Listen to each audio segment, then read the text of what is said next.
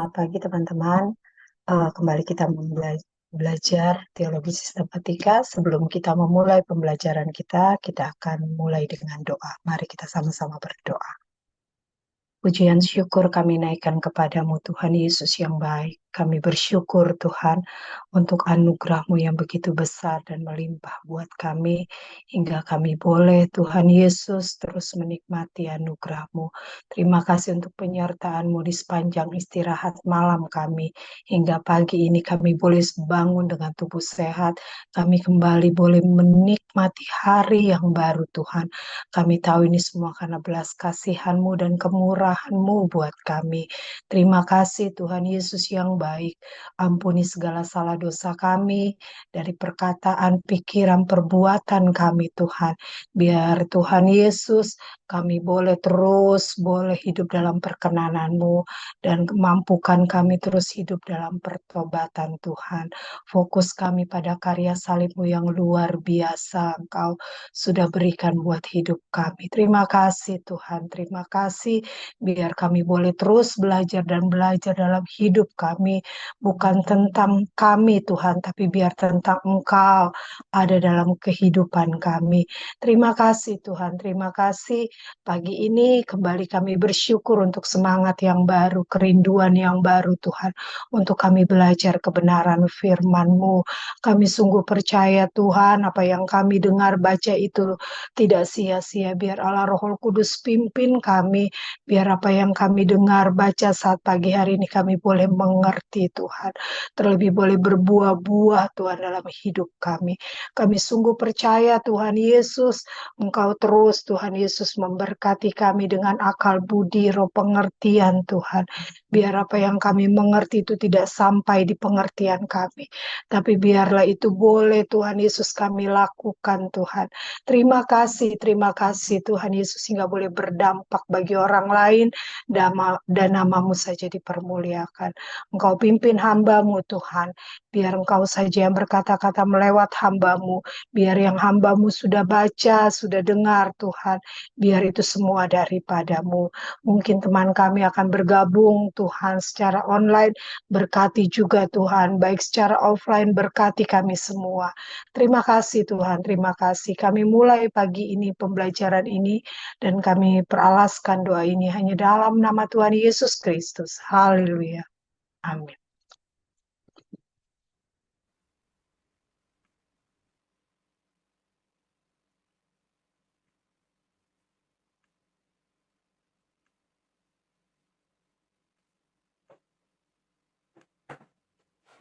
Kita melanjutkan pagi hari ini pembahasan kita bagian kelima dari doktrin kesembuhan ilahi.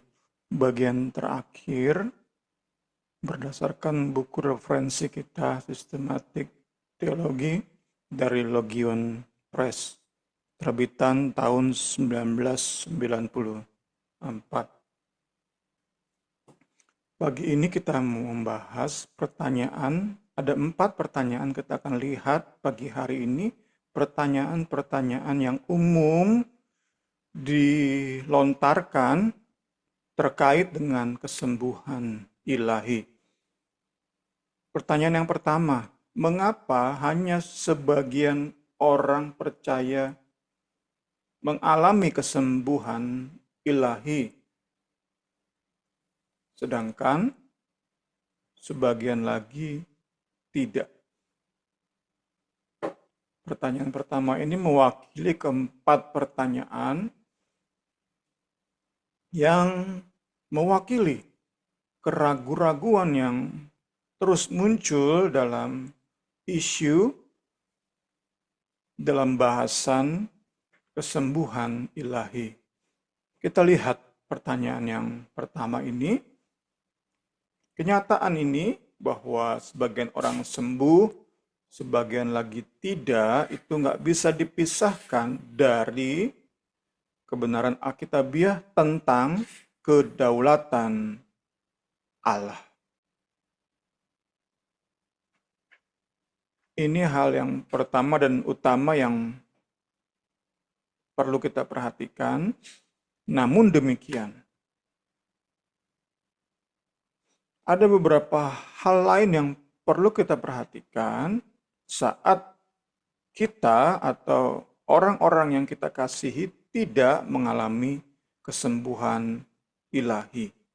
Sekali lagi, yang pertama adalah kita lihat kedaulatan Allah, namun sebelum segera untuk menyimpulkan bahwa memang ini merupakan kehendak Allah bahwa aku nggak sembuh, orang-orang terdekatku nggak sembuh, keluarga terdekatku nggak sembuh karena kedaulatan Allah. Sebelum sampai kepada kesimpulan itu, ada beberapa hal yang perlu kita perhatikan. Pertama, mungkin penyakit yang terus kita derita, mungkin alasan kita tidak mengalami kesembuhan ilahi adalah karena dosa yang tidak dibereskan di hadapan Tuhan. Implikasinya, kita perlu rajin koreksi diri. Nggak bosan-bosan koreksi diri dalam ketergantungan kepada Roh Kudus. Sakit di sini bisa menjadi sarana ilahi untuk kita lebih serius dalam mengoreksi diri di hadapan Tuhan dalam tuntunan firman dan Roh Kudus. Ada satu contoh, barang siapa makan minum tanpa mengakui tubuh Tuhan, ia mendatangkan hukuman atas dirinya. Sebab itu banyak di antara kamu yang lemah dan sakit, tidak sedikit yang meninggal. Kalau kita menguji diri kita sendiri, hukuman tidak menimpa kita. Tanpa pengertian yang benar, tanpa pengakuan yang tepat terhadap tubuh dan darah Kristus, itu mendatangkan hukuman. Salah satu bentuk hukuman adalah sakit penyakit. Kita percaya saat dibereskan pemahaman pengakuan kita terhadap tubuh dan darah Kristus yang kita terima saat bersekutu dengan perjamuan suci, kita yakin sesuai dengan janji firman, kita disembuhkan, kita dilalukan dari penyakit kita. Puji Tuhan. Kedua, ada saat di mana selain karena dosa yang tidak dibereskan, ada saat di mana penyakit merupakan sarana ilahi melakukan rancangannya, menerapkan, apply kehendaknya. Kehendaknya kita supaya kita bertumbuh, supaya anak-anaknya bertumbuh, supaya umat Allah bertumbuh secara rohani. Ada saat sakit jasmani dimaksudkan untuk bertumbuh secara rohani. Atau Allah ingin menghilangkan karakter buruk di hidup anak-anaknya. Dan supaya aku jangan meninggikan diri karena penyataan-penyataan yang luar biasa itu, maka aku diberi suatu duri di dalam dagingku, yaitu seorang utusan iblis untuk menggocoh aku, supaya aku jangan meninggikan diri. Oleh hikmat Roh Kudus, Paulus yakin bahwa merupakan hikmat Allah, ia sakit, supaya ia terhindar dari dosa meninggikan diri, supaya kesombongan tidak tumbuh dalam hidupnya. Ketiga, terkait dengan waktu. Sebagian orang segera sembuh, sebagian orang tidak segera Allah sembuhkan. Terkait dengan waktu.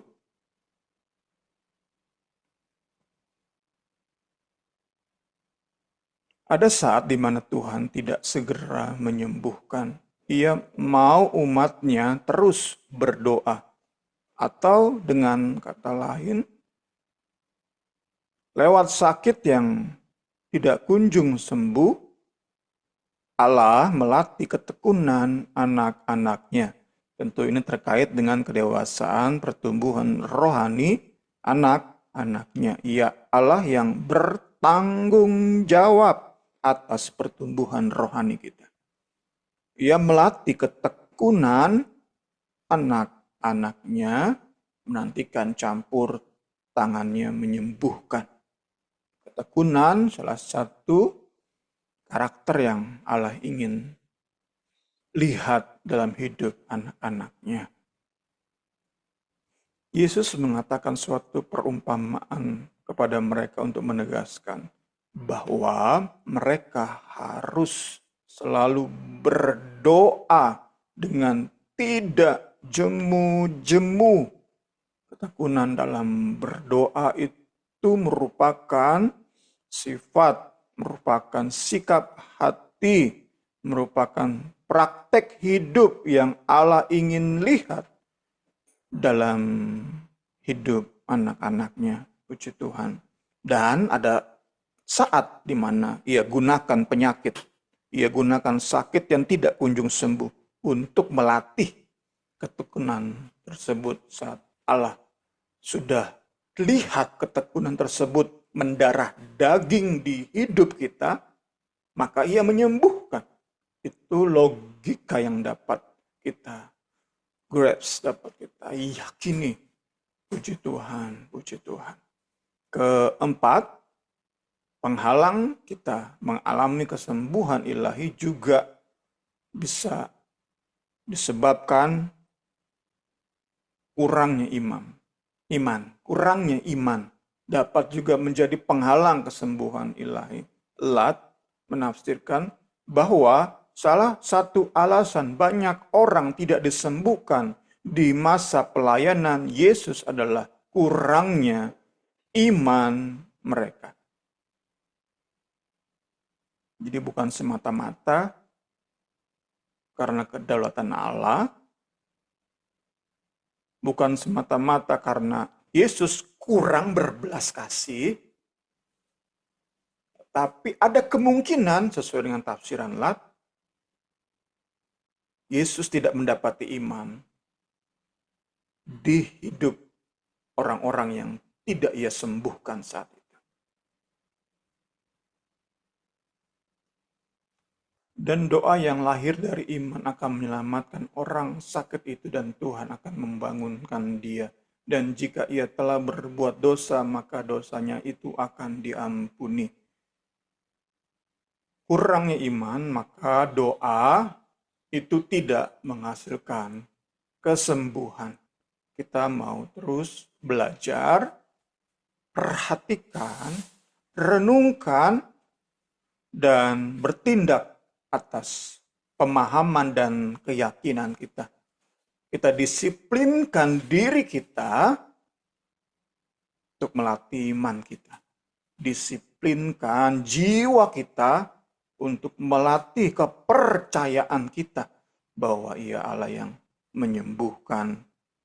Ia Allah yang sanggup dan mau menyembuhkan kita.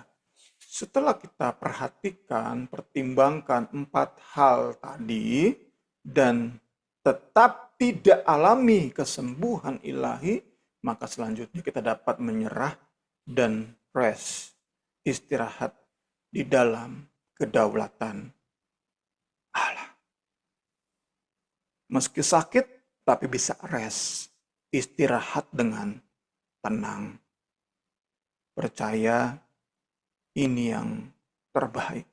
Haleluya. Segala hormat, kemuliaan hanya bagi Yesus yang sanggup melakukan perkara-perkara besar dalam hidup kita. Next, pertanyaan kedua, jika kesembuhan jasmani memang bagian dari keselamatan, mengapa sulit bagi kita mengimani kesembuhan ilahi, seyakin kita mengimani keselamatan jiwa? Salah satu tafsiran yang bisa menjadi pertimbangan kita dalam menjawab pertanyaan ini adalah salah satu tafsiran dikemukakan oleh Virgin Warren. Ia mendaftarkan 3 jenis kesembuhan saat seseorang terima darah Kristus, terima karya salib Kristus. Ada 3 jenis kesembuhan. Pertama, kesembuhan jiwa dan emosi. Penyakit jiwa, penyakit emosi itu kerap kali umumnya diakibatkan oleh guilt, rasa bersalah.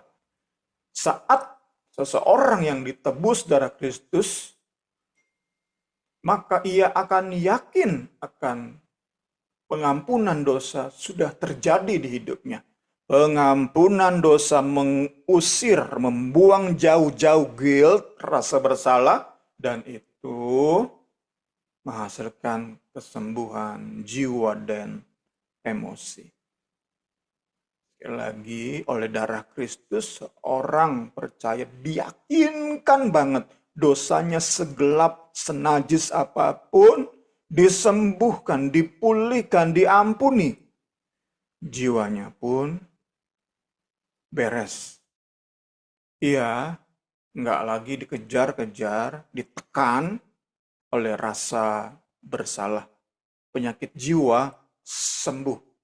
Kedua yang sembuh adalah gejala-gejala penyakit jasmani yang diakibatkan stres tadi, diakibatkan depresi tadi, karena rasa bersalah. Rasa bersalah beres, stres beres, maka gejala-gejala di tubuh kita akibat stres beres. Itu yang kedua, menurut Virgin Warren. Yang ketiga adalah kesembuhan jasmani.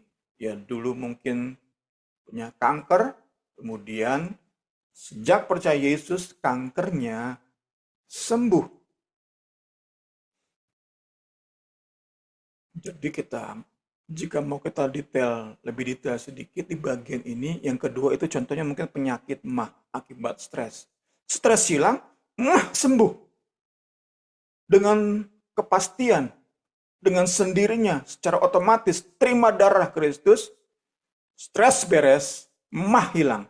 Namun kankernya, jika dia juga berpenyakit kanker, itu diyakini bersifat kurang pasti dibandingkan dengan kedua kesembuhan yang sudah disebutkan tadi, kesembuhan jiwa dan fisik yang terkait dengan penyakit jiwa. Ini tafsiran Virgin Warren yang bisa kita gunakan untuk menjawab pertanyaan tadi. Mengapa sulit bagi kita mengimani kesembuhan ilahi, seyakin kita mengimani keselamatan jiwa. Ini kiranya bisa memberi wawasan bagi kita saat hadapi fakta. Sulit kita imani kesembuhan ilahi. Karena itu tadi kita belajar, perlu dilatih. Mungkin kurangnya iman menyebabkan kita nggak sembuh. Perlu kita disiplinkan diri.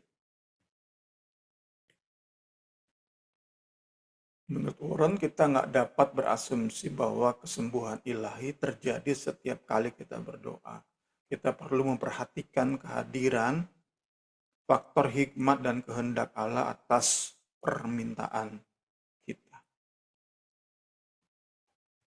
Namun demikian, Alkitab dari keseluruhan Alkitab PLPB kita baca, Alkitab ingin kita tetap berdoa ketika sakit. Tentu ayat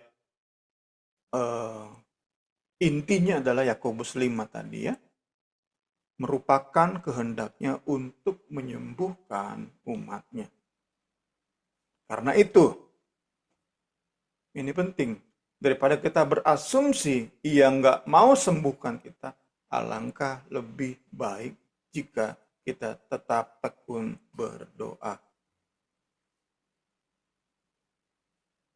Kecuali nanti kita lihat seperti Rasul Paulus yang dalam kedekatannya dengan Allah, dia bilang, 3 kali sudah aku berdoa, minta utusan iblis pergi, duri dalam daging dicabut. Sudah 3 kali aku berdoa. Bagiku sudah cukup. Ini kan Paulus. Kadar iman kita berbeda dengan Paulus. Pengalaman rohani kita berbeda dengan Rasul Paulus. Jangan sok jadi Paulus. Sebelum ada pernyataan khusus, tanda khusus dari Allah bahwa memang penyakit kita itu merupakan duri dalam daging bagi kita untuk mengajar kita, untuk menghilangkan karakter buruk di hidup kita. Sebelum itu ada tanda khusus, mari kita nggak berasumsi bahwa ia nggak mau menyembuhkan. Mari tetap berharap kesembuhan dalam doa kita. Berapa kali pun kita berdoa, jangan sok jadi Paulus. 3 kali berdoa sudah bisa menyimpulkan bahwa Allah berkehendak nggak menyembuhkan. Kita bukan Paulus. Puji Tuhan. Kita masuk pertanyaan ketiga. Mengapa semua umat PB,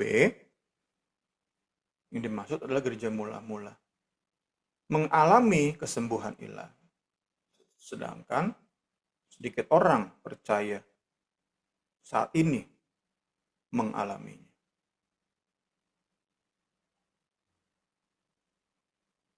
Tentu pertanyaan ini keluar dari orang yang kurang detail baca Alkitab. Karena saat kita lebih detail baca Alkitab, tentu mudah untuk menemukan bahwa ada orang-orang yang nggak sembuh, baik di masa gereja mula-mula, juga bahkan di masa pelayanan Yesus. Tetap ada orang yang nggak sembuh. Mungkin lebih tepat, di masa pelayanan Yesus, di masa gereja mula-mula, lebih banyak orang disembuhkan. Sedangkan sekarang lebih sedikit. Itu lebih tepat. Kita mau melihat 4 poin di mana Alkitab mencatat orang-orang yang enggak disembuhkan di dalam perjanjian baru. Pertama, Injil mencatat bahwa tidak semua orang disembuhkan dalam pelayanan Yesus. Contohnya saat Yesus mengunjungi kolam Bethesda. Meski di tempat itu banyak orang sakit, hanya seorang yang ia sembuhkan. Dan di serambi-serambi itu berbaring sejumlah besar orang sakit, orang-orang buta, timpang, lumpuh, yang menantikan goncangan air kolam itu. Jadi, banyak orang sakit, tapi hanya satu orang lumpuh yang disembuhkan. Kedua, dalam hidup Paulus, dia pun sakit. Meski sudah 3 kali ia meminta kepada Tuhan, ia tidak alami kesembuhan ilahi. Namun, sakit itu justru menggenapkan rancangan ilahi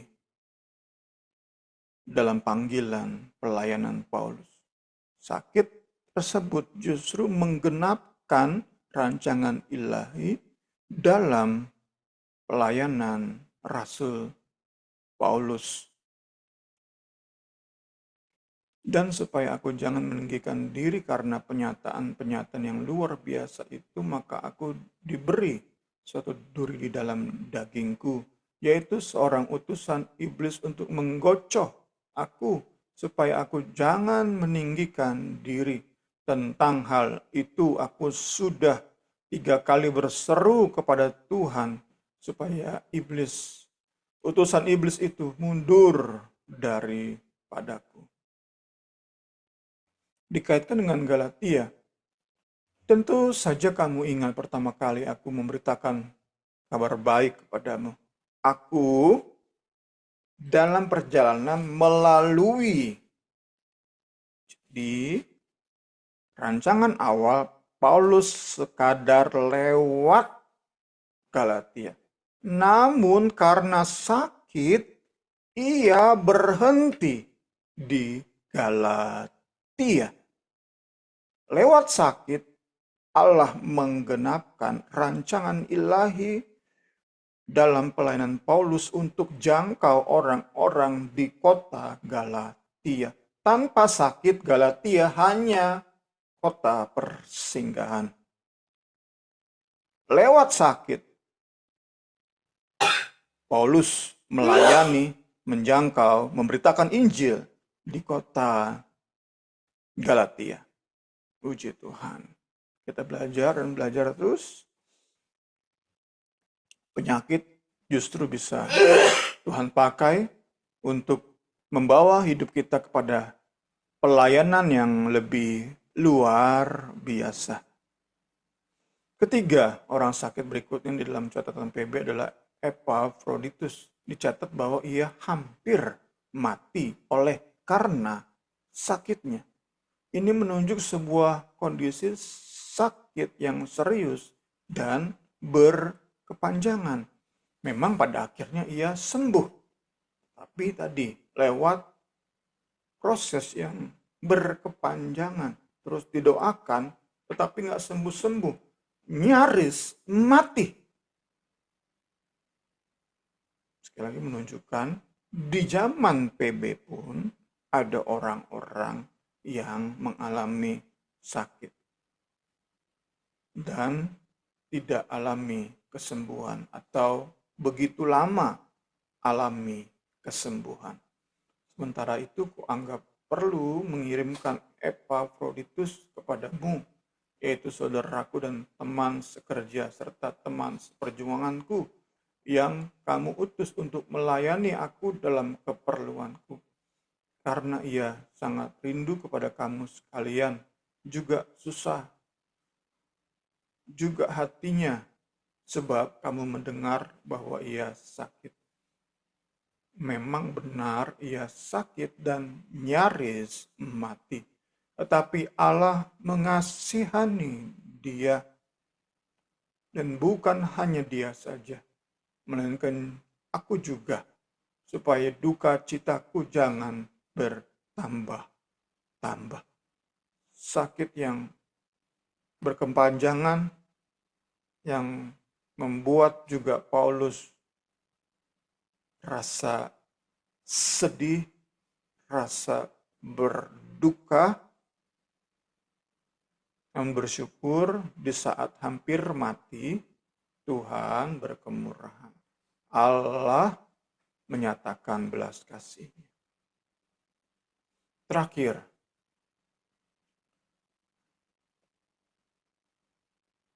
perlu kita ingat pula tentang sakit yang diderita oleh Timotius, murid kesayangan Paulus. Ia pun tidak mengalami kesembuhan. Dan dalam sakitnya, Paulus menasihati Timotius untuk meminum obat saat itu.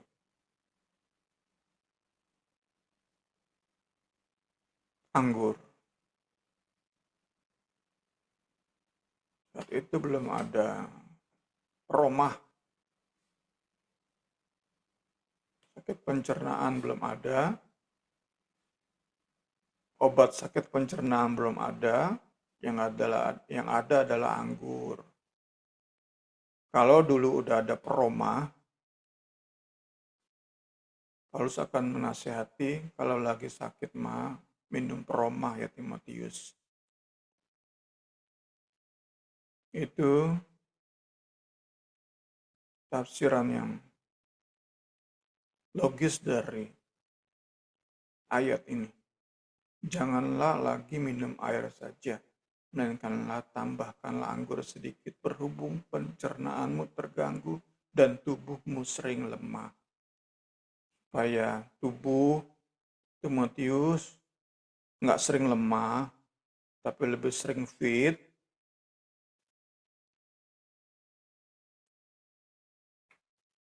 Minum anggur.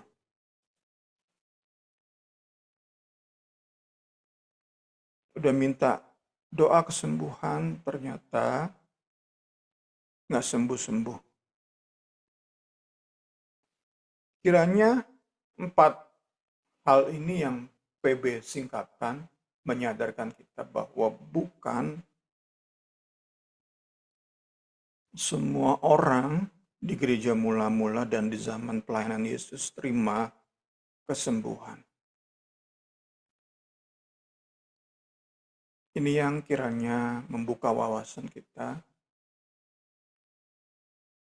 untuk bisa melihat bahwa Allah yang berdaulat, berkehendak, dan sanggup menyembuhkan, dan mau menyembuhkan di zaman PB, itu Allah yang sama yang kita sembah saat ini. Mari perlakukan Allah kita tetap sama, sebagaimana gereja mula-mula perlakukan dia dalam hal kesembuhan ilahi. Jangan kita rubah. Tuhan Yesus tolong. Tuhan Yesus tolong. Tuhan Yesus mampukan kita. Haleluya. Haleluya. Haleluya. Terakhir, pertanyaan keempat. Bukankah seharusnya orang percaya memandang kesembuhan ilahi itu sebagai pengecualian, exception, pengecualian. Bukan sesuatu yang normatif, bukan hal yang biasa atau normal terjadi.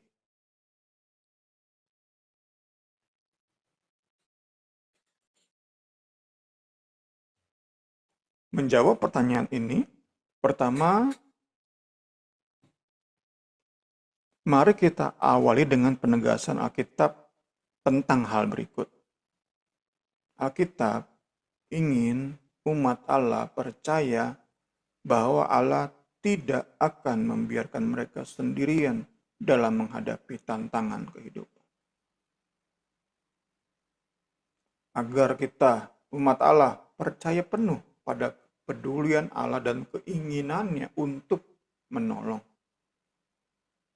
Di sepanjang Alkitab, lewat pernyataan-pernyataan yang eksplisit, secara langsung nyatakan, Dia Allah yang mau kita mengandalkan Dia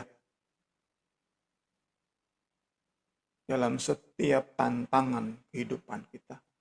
Bahkan Yeremia katakan terkutuk orang yang mengandalkan kekuatan sendiri dalam menghadapi problema kehidupan. Terkutuk.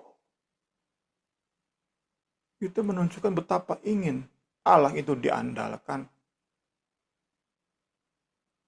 Betapa ingin pertolongannya kita harapkan.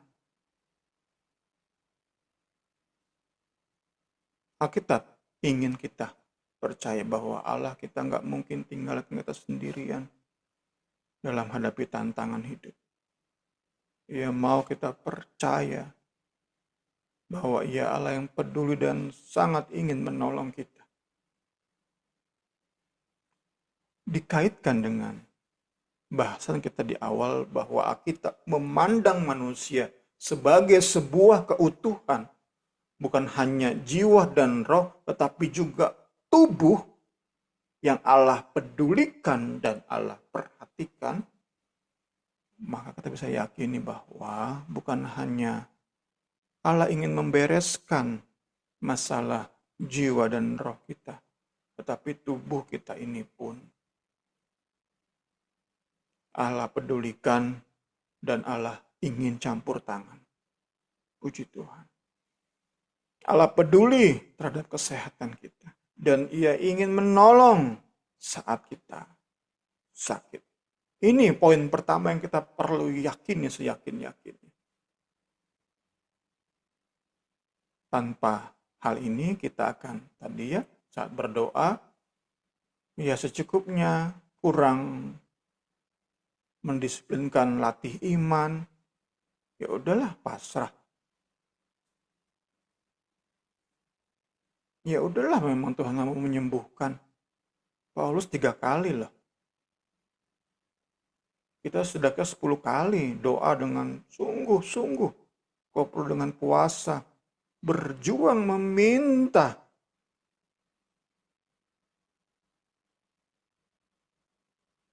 Tuhan Yesus tolong kita. Pahami kebenaran-kebenaran ini, sehingga dalam penyakit kita bukan menerima hal-hal yang kontraproduktif, hal-hal yang nggak baik, mudah menyerah, mudah pasrah, bahkan justru mulai ragu terhadap kepedulian Allah,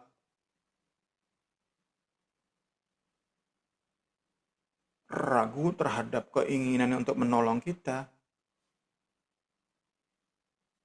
Hal-hal ini jangan sampai terjadi dalam hidup kita saat kita sakit. Setelah kita belajar, kita perlu pastikan hal-hal yang buruk tadi, yang kontraproduktif tadi, nggak terjadi dalam hidup kita. Itulah manfaat kita belajar. Kalau selesai kita belajar namun tetap mudah kita salahkan Tuhan, ragukan kasih Tuhan saat kita sakit, maka semua pembelajaran kita nol besar. Karena itu dalam setiap saat kita belajar, perlu ketergantungan pada Roh Kudus. Karena hanya Roh Kudus yang bisa membuat kita paham dan tuliskan di hati. Sehingga sungguh apa yang kita belajar mendarah daging dalam hidup kita. Puji Tuhan. Yakobus 5 memberi indikasi ini bagian lanjut setelah kita yakin bahwa Allah peduli, Allah ingin menolong. Yakobus 5 memberi indikasi bahwa kesembuhan ilahi merupakan hasil dari doa penatua dan persekutuan yang terbuka antara jemaat gereja lokal. Bukan hasil dari doa pendeta spesial yang berkarunia kesembuhan. Jadi bukan sesuatu yang exception, yang pengecualian, tapi hal yang normal. Hal yang biasa, doa penatua atau pendeta, gembala, dan hasil persekutuan terbuka antara gereja, antara jemaat sebuah gereja lokal. Ini kita dapati di ayat-ayat ini. Kalau ada seorang sakit, panggil penatua jemaat, supaya para penatua jemaat mendoakan, mengolesnya dengan minyak dalam nama Tuhan. Doa yang lahir dari iman menyelamatkan orang sakit itu. Tuhan membangunkan dia. Dan jika ia telah berbuat dosa, dosanya diampuni. Karena itu hendaklah kamu saling mengaku dosamu. Ini kan hubungan yang terbuka.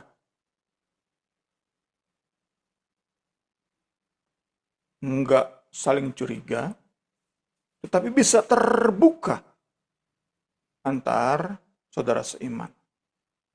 Jadi sekali lagi, kesembuhan yang dicatat oleh Yakobus 5 itu hasil doa penatua dan hasil hubungan yang didominasi oleh keterbukaan.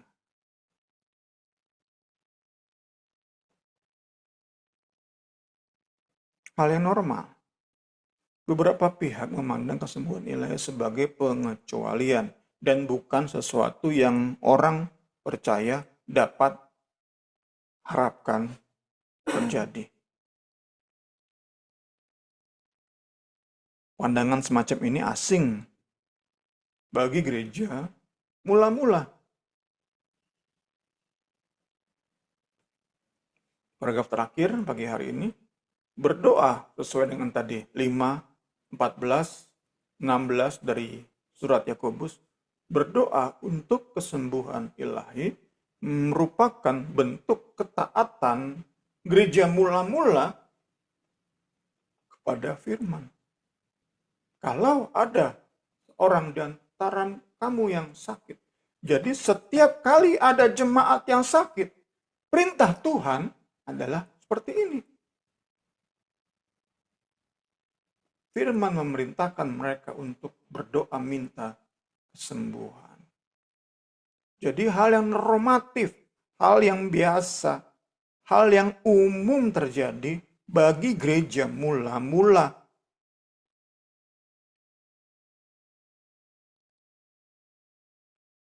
Ini tentu membantah orang-orang berpikiran sakit dan sembuh itu merupakan pengecualian, hal yang asing, hal yang luar biasa, hal yang nggak seharusnya diharapkan, hal yang nggak terduga itu. Jika kemudian sembuh itu hal yang nggak terduga. Kalau bagi gereja mula-mula, itu hal yang memang diharapkan, memang udah terencana berdoa sembuh. Itu hal yang biasa di gereja mula-mula. Jika itu nggak terjadi di zaman kita, ya tadi keempat hal di awal tadi lah kita fokuskan di situ. Karena sekali lagi kesembuhan itu hal yang normatif. Tidak sembuh justru hal yang pengecualian. Ada saat-saat di mana Allah berkata tidak, oleh hikmatnya, oleh kehendaknya dalam kedaulatannya Allah berkata tidak. Tetapi itu pengecualian. Tidak sembuh justru pengecualian. Itu yang dipahami, yang dialami oleh gereja mula. Kita mau sampai kepada poin itu, pengalaman itu.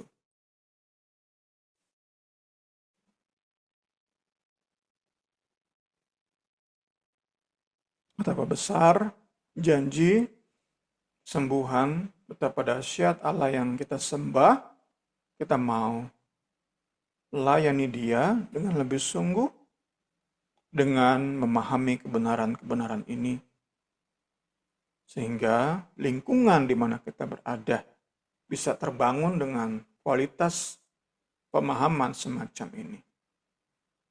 Yang sudah kita belajar di doktrin kesembuhan ilahi. Sakit nggak pernah membawa kita kepada hal-hal yang kontraproduktif, hal-hal yang buruk. Sakit pasti mendatangkan kedewasaan iman. Saat kita pahami, Roh Kudus tolong di dalam nama Yesus. Roh Kudus tolong kita semua dalam nama Yesus.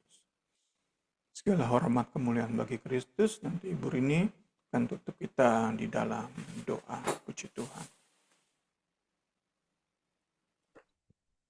Puji Tuhan, mari kita bersatu di dalam doa.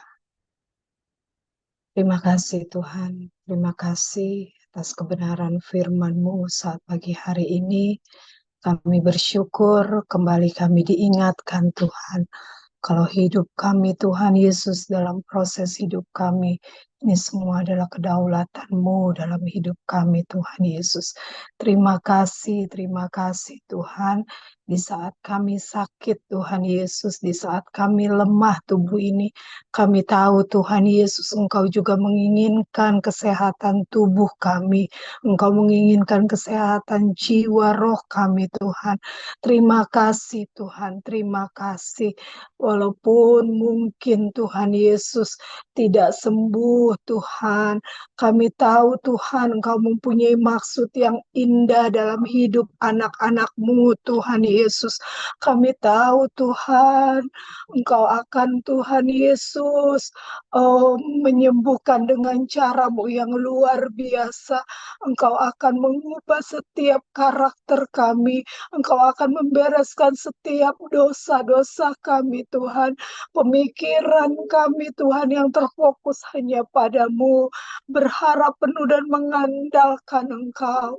Terima kasih Tuhan. Terima kasih atas kebenaran firman-Mu yang terus mengingatkan dan menguatkan kami di saat tubuh ini lemah Tuhan. Kami tidak menyalahkan Engkau Tuhan. ampuni kami Tuhan. Biar kami Tuhan dalam kelemahan tubuh kami boleh tetap bersyukur Tuhan. Karena kami tahu Engkau bekerja melalui apapun dalam hidup kami. Terima kasih Tuhan, terima kasih. Rindu kami Tuhan Yesus. Oh, mungkin ada orang-orang yang akan mendengarkan rekaman kami. Mungkin di saat dalam kelemahan tubuh mereka. Mereka boleh dikuatkan Tuhan atas kebenaran firman-Mu. Mereka boleh diberkati Tuhan. Mereka boleh bersyukur walaupun dalam tubuh mereka yang lemah. Kami percaya Tuhan Yesus, cara-Mu luar biasa untuk menyembuhkan setiap kami, umat-umat-Mu yang terus bergantung penuh kepadamu. Terima kasih Tuhan, terima kasih atas kebenaran firman-Mu saat pagi hari ini. Kami bersyukur dan bersyukur Tuhan. Allah yang kami sembah, Allah yang luar biasa. Allah yang kami sembah, Allah yang hidup terus Tuhan. Hidupi terus kebenaran firman-Mu dalam hidup kami. Hingga boleh terus mengubah sikap hati kami, pola pikir kami Tuhan. Biar kami terus mengandalkan Engkau. Kami bersyukur Tuhan. Berkati hamba-Mu, pakai terus luar biasa Tuhan. Untuk menjadi alat-Mu, untuk memperkatakan kebenaran firman-Mu. Dan banyak jiwa-jiwa lagi boleh dimenangkan. Banyak jiwa-jiwa lagi boleh dikuatkan. Terima kasih Tuhan, terima kasih. Terpuji-pujilah Engkau ya Tuhan Yesus. Kami bersyukur saat pagi hari yang indah ini. Dalam dalam setiap aktivitas kami di sepanjang hari ini, kami percaya Tuhan Yesus selalu beserta dengan kami. Kami mengucap syukur dan kami peralaskan doa kami hanya dalam nama Tuhan Yesus Kristus. Haleluya. Amin.